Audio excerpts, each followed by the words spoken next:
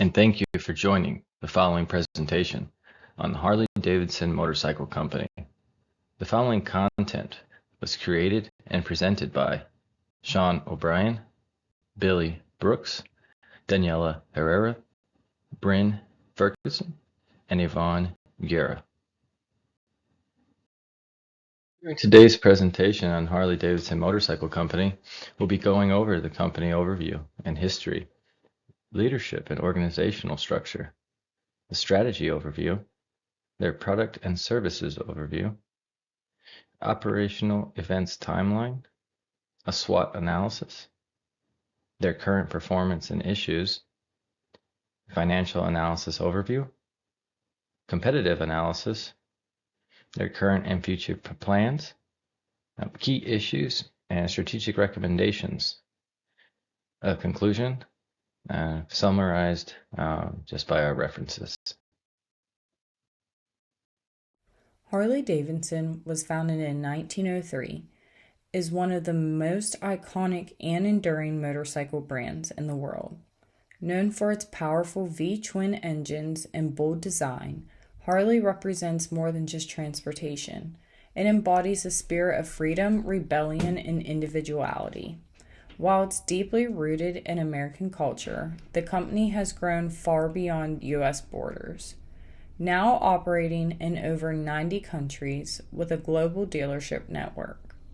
As the domestic market becomes more saturated, Harley-Davidson is now actively expanding into regions like Europe, Asia, and Latin America.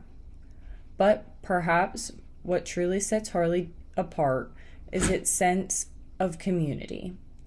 Through the Harley Owners Group, also known as HOG, the brand has cultivated a loyal lifestyle following that's about much more than motorcycles. Harley-Davidson continues to inspire adventure and self-expression around the world.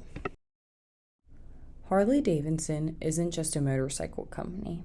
It's a pop culture icon. From movies like Easy Rider to Terminator 2 and Sons of Anarchy, Harley has long symbolized for freedom, rebellion, and the open road. This strong cultural presence has helped build massive brand equity over the decades. For years, Harley held its place on the Fortune 500 list, but as of 2024, it dropped off and is now ranked 585th. This shift highlights a growing challenge. While the brand remains powerful and instantly recognizable, its financial performance has seen a noticeable decline. Moving forward, Harley-Davidson faces the task of turning that cultural relevance into renewed business growth. With Harley-Davidson being founded in 1903, that means it's going to have a substantial historic timeline. It was founded by William S. Harley and Arthur Davidson in Milwaukee, Wisconsin. Then, in 1917 and 1918, World War I occurred, and Harley-Davidson supplied motorcycles to the U.S. military. Then, in the 1940s, World War II occurred, and again, Harley-Davidson stepped up, and they supplied motorcycles to the U.S. Army again. Then, in the 1950s to the 1960s, it became popular among American riders. But then in 1969, they merged with the American Machine Foundry. And then in 1981, the company was bought back from the AMF. This led to the company being rebranded with the emphasis of quality, heritage, and lifestyle from the 1980s to the 1990s. From 2000 till now, it expanded internationally and introduced new models. Within 2019, it launched the Livewire, its first electric motorcycle. Harley-Davidson has many transitions throughout the course of the company. 1903 to 1920s, we're going to name this one as birth and expansion. It became the world's largest motorcycle manufacturer and focused on innovation and utility, with the use of it being in the World War I and World War II. In the 1960s to the 1980s, the company faced new ownership and quality struggles.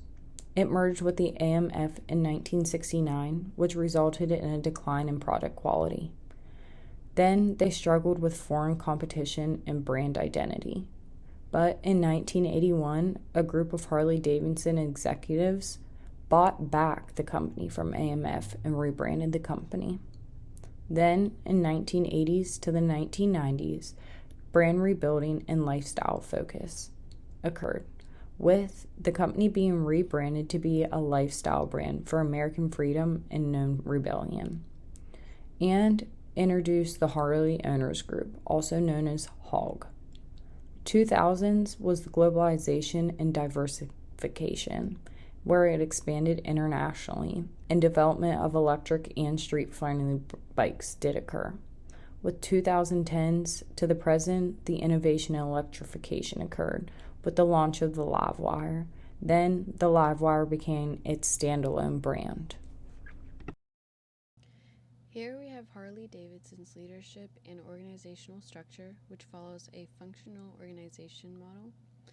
At the top is Zoj Zanes, who serves as chairman, president, and CEO. Reporting directly to him are leaders of major business functions such as finance, marketing, legal, product development, and digital operations. And this structure enables Harley-Davidson to maintain tight centralized control over its strategic decisions, ensuring consistency in product development, branding, and market entry. In Harley-Davidson's functional organizational structure, strategic decisions are made at the top executive level, especially decisions around product development, branding, and market entry. Each division focuses on specialized tasks to ensure operational efficiency. An example of this you can see in their division for electric vehicles. This is also reflecting Harley's push towards sustainability. Harley has been restructuring in recent years as well to flatten hierarchies and improve agility, and this includes consolidating roles and eliminating redundant managerial layers. And this restructuring also helps with the speed of decisions being approved by the top executive layer. And specific research and development hubs focus on electric mobility and connected technology solutions, indicating a shift towards more cross-functional collaboration in these areas. However, while this structure is excellent for maintaining brand consistency and operational efficiency, it can sometimes create functional silos that slow down innovation when teams don't collaborate effectively across departments. While Harley-Davidson maintains a centralized functional structure for its core operations, it also divides its global business into 4 key geographic regions to manage the diversity of its markets. In this slide, we can get a closer look at how their geographic divisional structure connects to real-world performance. The company operates through 4 main regional divisions: North America, which includes the US and Canada; EMEA, which is Europe, Middle East, and Africa; then Asia Pacific and Latin America. Each of these regions is led by a vice president or regional director who's responsible for tailoring Harley's strategies to a local market dynamics. One of the key advantages of this structure is that it helps Harley navigate complex challenges like import tariffs, emission regulations, and supply chain constraints. For example, product offerings in Europe must align with strict environmental standards, while in Asia Pacific, the focus is on developing more affordable and urban-friendly models. However, a disadvantage is that major strategic decisions often require approval from the central headquarters in Milwaukee, which can slow down regional innovation, especially in the fast-evolving markets. Now, looking at the graph on the right, it shows Harley's worldwide motorcycle retail sales from 2017 to 2023 broken down by region. And the blue bar represents the US, which is Harley's largest market. And you can also see a declining trend in US sales over the year, reflecting the market saturation and demographic challenges. Then the Asia Pacific, which is red, shows potential but still represents a relatively small share compared to the US and Europe. And this company is actively trying to grow in this region through partnerships and localized product strategies. Then we have Latin America, which is in green, which holds a minimal share, reflecting challenges in economic conditions and brand positionings in those markets. And these regional breakdowns highlight why Harley's ability to adapt strategies at a regional level is critical. While North America is its stronghold, future growth depends heavily on expanding in EMEA and Asia Pacific. In summary, Harley-Davidson's geographic divisions provide a framework for global growth, but the company must overcome internal structural bottlenecks and external market barriers to capitalize on international opportunities. So let's go ahead and talk about some of the strategies that the company is currently focusing on. The first one being the hardwire strategy. Harley-Davidson's current corporate strategy is anchored in a 5-year plan called the Hardwire, aimed at delivering profitable growth while strengthening its brand legacy. Some of the key highlights of the Hardwire strategy include to target increased profitability and low double-digit earning per share growth to 2025, broaden view of its customers inclusive of non-riders, launch the Harley-Davidson Certified, a pre-owned motorcycle program supporting growth expected across all complementary businesses, and extend employee ownership to all employees by offering an equity grant to approximately 4,500 employees, aligning with new approach to inclusive stakeholder management. The second one being electric future. The company is investing in its long-term success by creating a separate division dedicated exclusively to electric motorcycles. The focus will be on technology development with an approach to product and go-to-market actions that reflect the expectations of the targeted customer to deliver the most desirable electronic motorcycles in the world. Third is digital transformation. This is the enhancement of e-commerce, digital marketing, and direct-to-consumer engagement. This is an investment in technology, performance upgrades, and styling to enhance appeal. This would also allow to expand their reach towards shifting rider preferences. And the last is cost management, streamlining operations and focusing on fewer high-impact markets to improve profitability. This would mean that they are prioritizing core markets and customer segments rather than broad market expansion. We're moving on to product and service overview for the company. Now, when someone mentions Harley-Davidson in a conversation, our minds automatically go to motorcycles, which is not necessarily a wrong answer. However, there are other products and services that the company offers that people may not first think of. So let's go ahead and talk and dive in a little bit into those. So the first one, of course, we will honorably mention the motorcycle.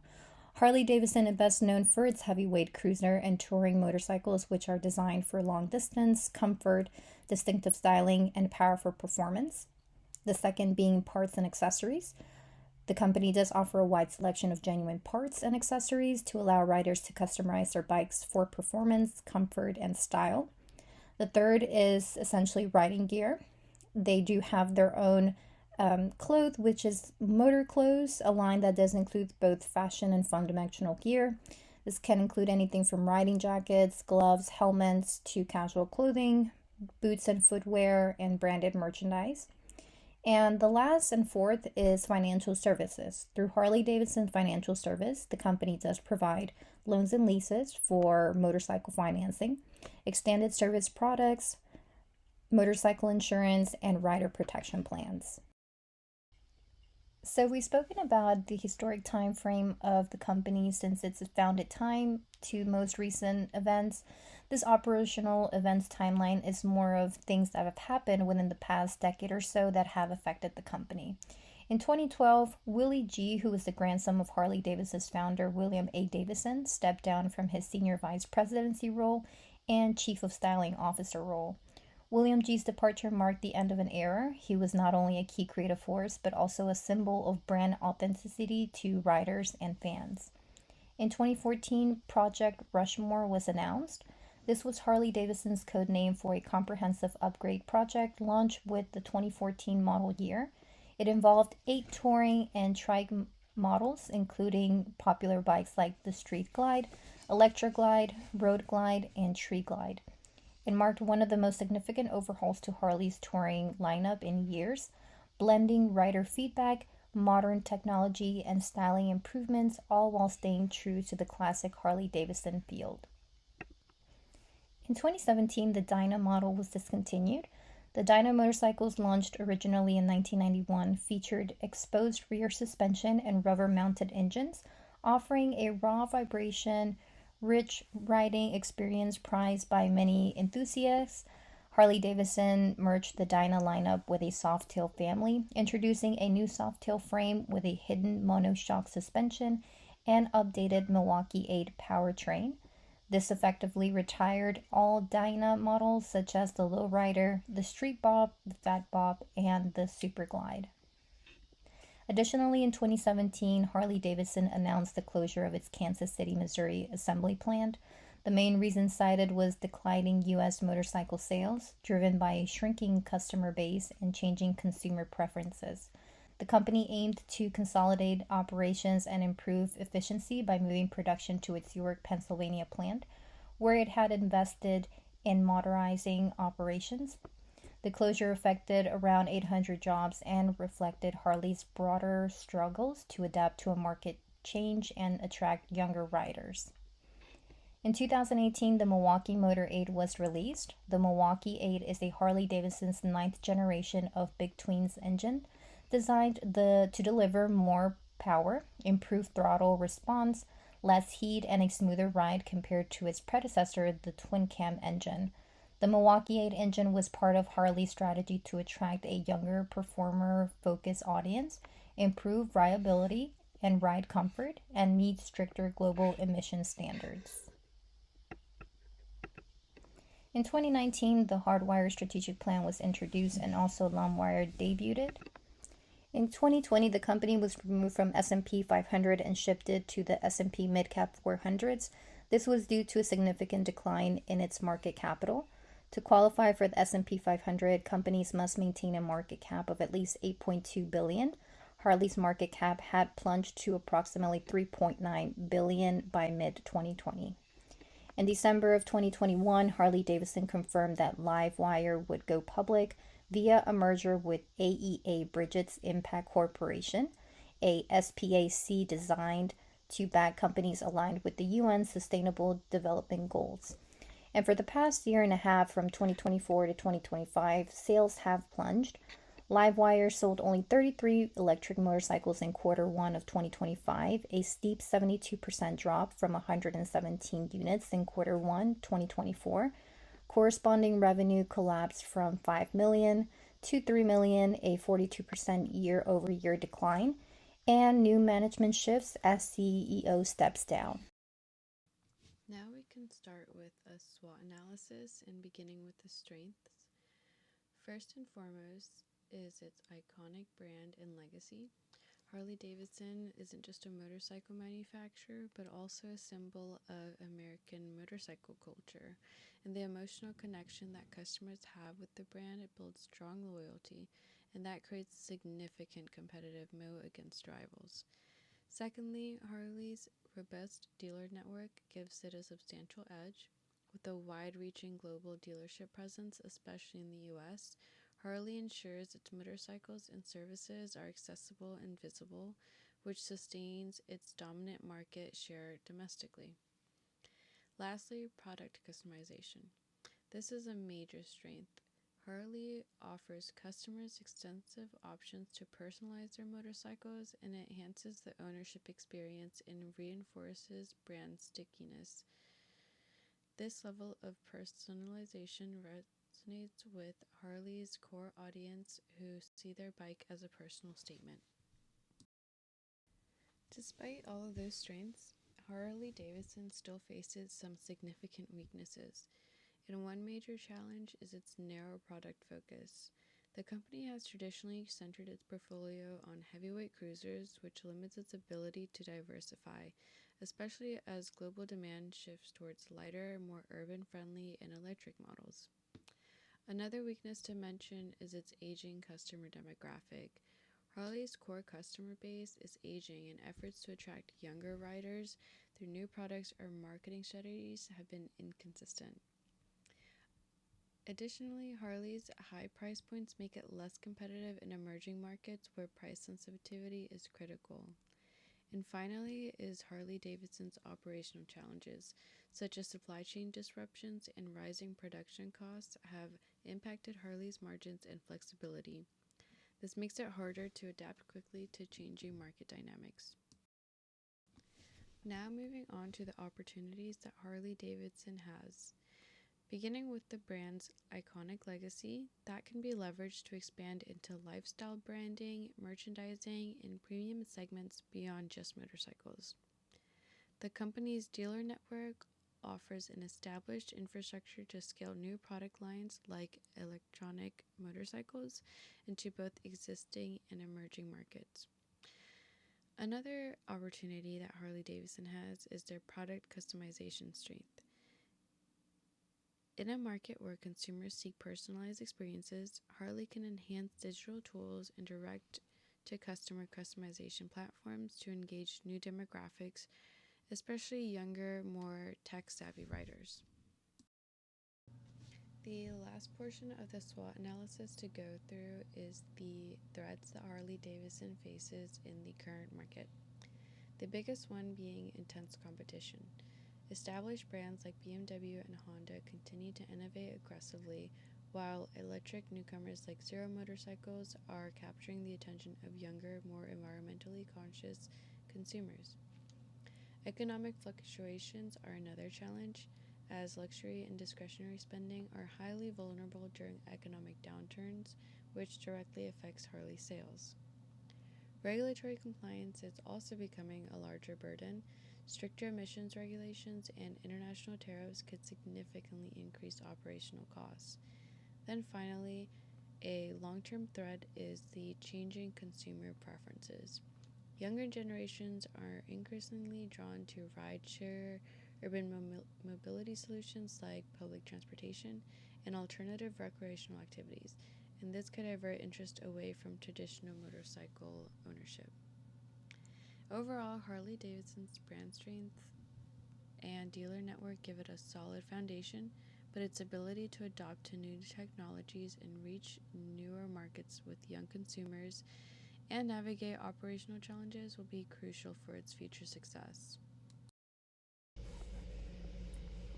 Focusing on the current performance and issues of the company, it's no secret, as we have mentioned previously now, that the company has experienced declining sales and have had several issues with profits. Between 2023 and 2024, Harley-Davidson's annual revenue dropped by 11%, falling from $5.84 billion to $5.19 billion. The decline was driven by sharp quarterly downturns. Quarter 4 of 2024 revenue fell 35%, and Quarter 1 of 2025 dropped 23%, largely due to a significant reduction in motorcycle shipments, which were down approximately 53% in Quarter 4 and 33% globally in Quarter 1, and this is including a 24% drop in North America. Harley-Davidson is facing serious headwinds from last year of 2024 up until most recent of 2025. Operating income was cut in half to $417 million last year, with a $193 million loss in Quarter 4 alone. In Quarter 1 of 2025, net income dropped 43% to $133 million, and earnings per share fell to $1.07. These declines reflect margin erosion driven by lower motorcycle volumes and a tough macro environment. Despite spinning off LiveWire in 2022 to lead its electric transition, the EV segment is still struggling. Only 33 electric bikes were sold in Quarter 1, and revenue plummeted 42%, with quarterly losses nearing $110 million. Now the CEO is shifting focus back to internal combustion models, as the future of Harley's EV strategy is being reassessed. All right, so looking ahead to the financial analysis overview of Harley-Davidson. So their net profitability is under pressure. Their net margin is down to 8%, a steep drop from 2024 to now. Their ROE is down to 16%, and margins are being squeezed down to 28% when last year it was up to 34-35%. And that's due to numerous factors, supply chain disruptions, labor cost, etc. And then the operating margin is down to 5.9%. Last year, it was hovering around 6%. And then the balance sheet highlights, so they have a high cash reserve, which is also great. And then they improved their debt to equity ratio. And then segment performance, so they've really made a lot of money through financing. We saw a similar process with Delta Airlines, and they increased their profitability through financing as well. And then lastly, through shareholder moves. So we saw a $450 million stock repurchase, which fueled the EPS. In slide 20, we are moving along to ratios and market value. I'm not going to cover every metric, but I do want to again highlight the operating margin. Like I mentioned in the last slide, the operating margin was at 6%. It's actually closer to 7%, and now in 2025 we see that is at 5.9%. Gross margin, like I mentioned last slide, is hovering at 28.6%. And the current ratio now is 1.40x. So with the ratios and market value, we see that there's strong liquidity and cash at almost $2 billion, but profitability and valuation is still under pressure. Looking ahead to the major competitors, we have Ducati, which is an Italian motorcycle company. We have Honda, Indian Motorcycle, Triumph, BMW, and Yamaha. All these competitors are giving Harley-Davidson a run for their money. We have Yamaha and Honda, which are Japanese-owned companies. We have BMW, which is a German-owned company. And then we have Triumph, which is a United Kingdom-owned company. And then we have Indian Motorcycle, which is a company owned by Polaris, and their headquarters is in Iowa. Moving along to the valuation in billions in US dollars of every motorcycle company, starting left to right, we see Indian. Indian is valuated at $2.5 billion. Ducati is valued at $1 million, and Honda and Yamaha is leading the way with over $15 billion respectively. And then we see BMW at $2.5 billion, and then Harley-Davidson at $5 billion. Once upon a time, Harley-Davidson was leading the charge, but we've seen growth in valuation in several companies outside of the United States. Again, that's due to several factors, but Yamaha and Honda is leading the way by a healthy lead. Another thing that I want to highlight about Honda and Yamaha is that they've consistently invested into technology as well as keeping the price for motorcycles down. Harley-Davidson hasn't really done that successfully over the past 20 years, and in companies and like Honda and Yamaha, where they're able to outsource or pay their workers a cheaper salary, a cheaper wage. That's how you're able to keep the prices down. Harley-Davidson, we've seen they've invested into artificial intelligence as well as other technology investments to try to keep up with Honda and Yamaha, but their growth and their investments hasn't really been able to keep up and stay on track with major competitors like Honda and Yamaha. And in fact, they're the most preferred company with motorcycles as well as competition racing as well. Let's talk current and future plans for Harley-Davidson, first being the hardwire plan focus areas. Harley's Hardwire plan sharpens focus on profitability, selective global expansion, and innovation, particularly in the electronic, mobility, and non-motorcycle growth.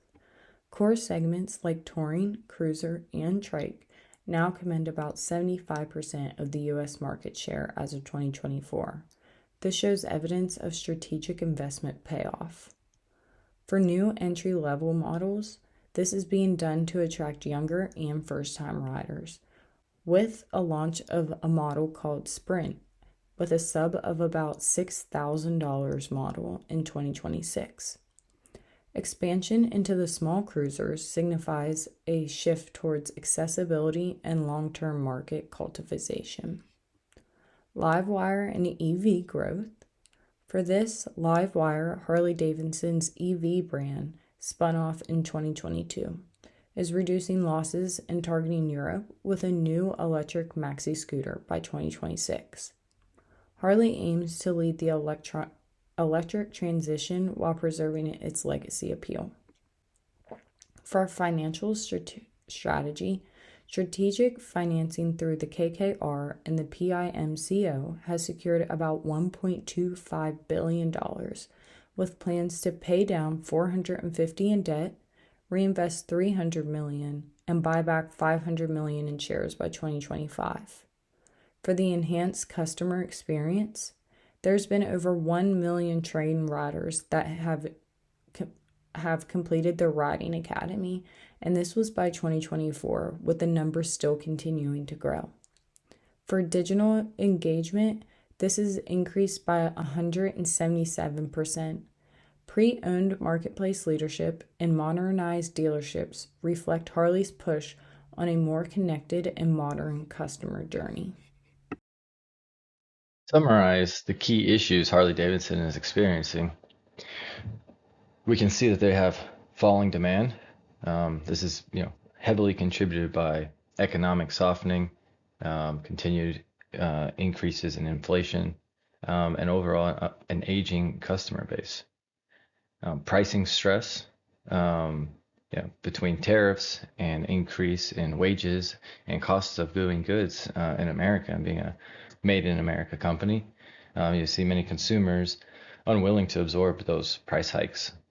Limited product reach. Their core large bikes have a lower appeal with youth, just based on several factors, including price, overall size, weight, maneuverability, and as well as just being perceived perhaps as outdated, old, or too classic. Electric pivot costs. There's been heavy losses with with Harley-Davidson's investment in EV motorcycles, and low adoption of that platform. There's several macro headwinds, including tariffs and weak consumer sentiment.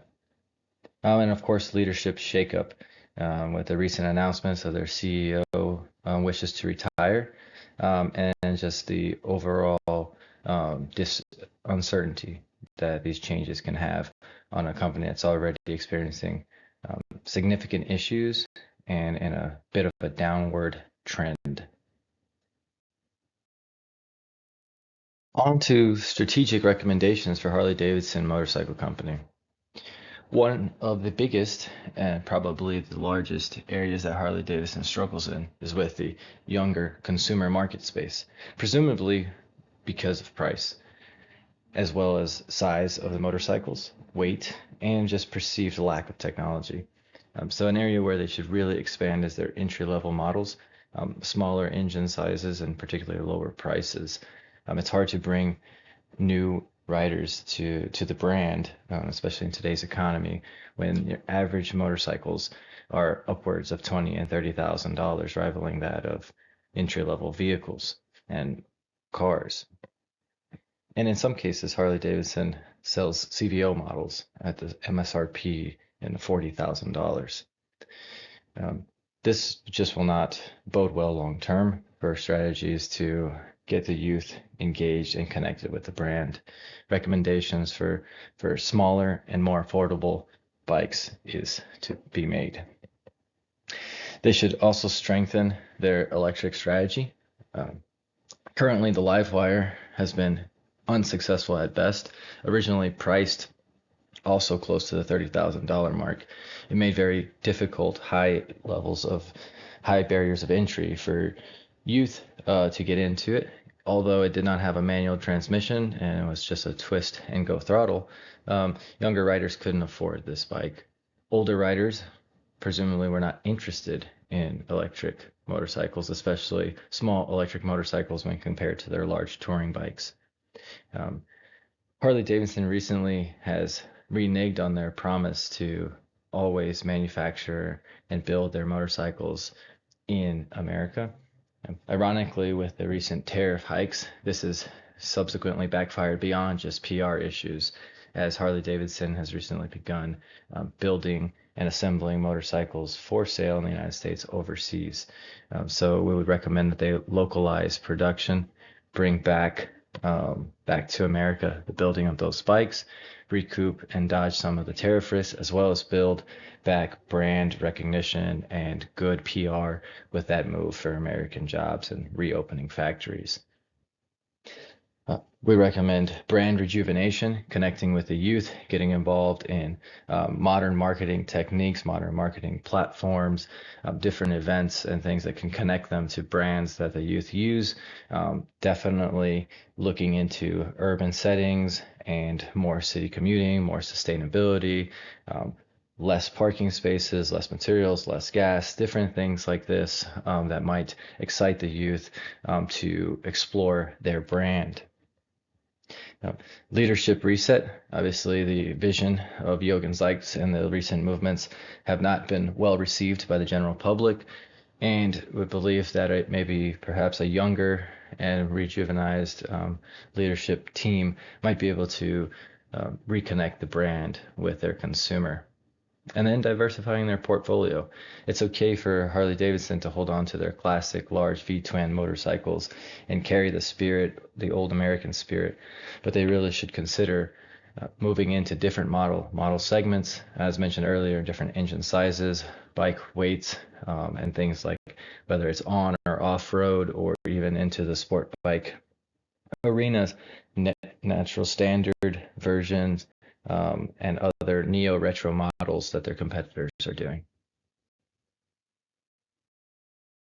In conclusion, the success for Harley's future will be between blending legacy with innovation, maintaining their symbol as America's freedom, craftsmanship, and riding culture, and their legacy of producing iconic heavyweight motorcycles, but also adding innovation, technology, futuristic designs, as well as this unmatched quality.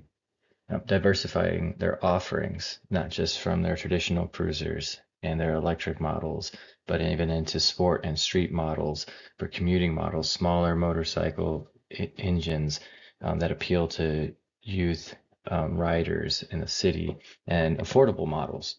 Expand their global reach and rider experience.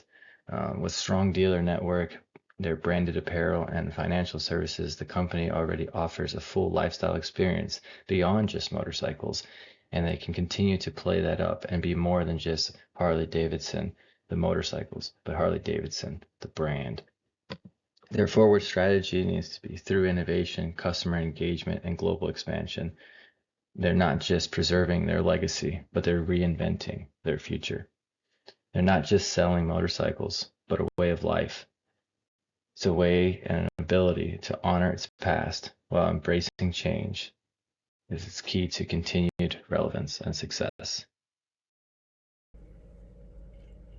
The following references helped us in a very significant way to do all of the research and to bring forward the information presented to you in this presentation. We welcome you to use any of the articles to do your own research on the company, to have a better understanding of what they are about, their history, and what they plan on bringing forward in the future. We thank you so much for listening to our presentation. We hope you have enjoyed all the information presented. This is Team 1 riding off.